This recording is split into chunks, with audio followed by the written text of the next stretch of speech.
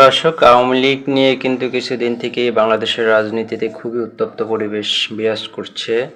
বর্তমান সরকারের যিনি প্রধান উপদেষ্টা ডক্টর মোহাম্মদ ইউনূস সাহেব, উনি কিন্তু আওয়ামী লীগ নিষিদ্ধের তাদের কোনো পরিকল্পনা নেই। বর্তমান সরকারের আওয়ামী লীগ নিষিদ্ধের কোনো পরিকল্পনা নেই, এটা জানিয়েছেন।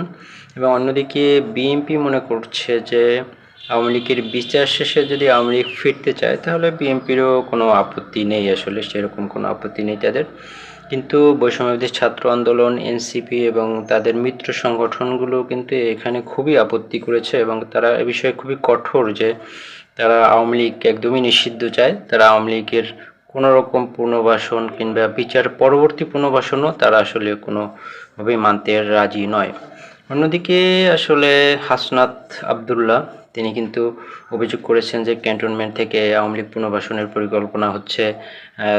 তাকেও ক্যান্টনমেন্ট থেকে বলা হয়েছে, কিন্তু বিভিন্ন চাপ প্রয়োগ হয়েছে, বিভিন্ন প্রস্তাব দেওয়া হয়েছে আওয়ামী লীগকে পুনর্বাসনের বিষয়ে, এরকম অভিযোগ কিন্তু তিনি করেছেন। অন্যদিকে আসিফ মাহমুদ সজীব ভুঁইয়া, বর্তমান সরকারের একজন উপদেষ্টা এবং বৈষম্যবিরোধী ছাত্র আন্দোলনের সমন্বয়ক সাবেক, তিনিও কিন্তু বলেছেন যে সেনাপ্রধান আসলে ডক্টর মোহাম্মদ ইউনূসকে মেনে নিতে পারছিলেন না।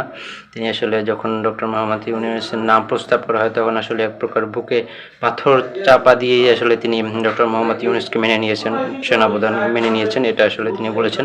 সুতরাং সব নিয়ে আসলে বাংলাদেশের রাজনীতি কিন্তু খুবই উত্তপ্ত পরিবেশ বিরাজ করছে এবং সামনের দিকে এটা আরও বাড়বে বলেই আসলে মনে হয়। আসলে কোনো সুস্থ স্বাভাবিক পরিবেশে বাংলাদেশে যাওয়ার আসলে কোনো লক্ষণ আসলে দেখা যাচ্ছে না এই মুহূর্তে।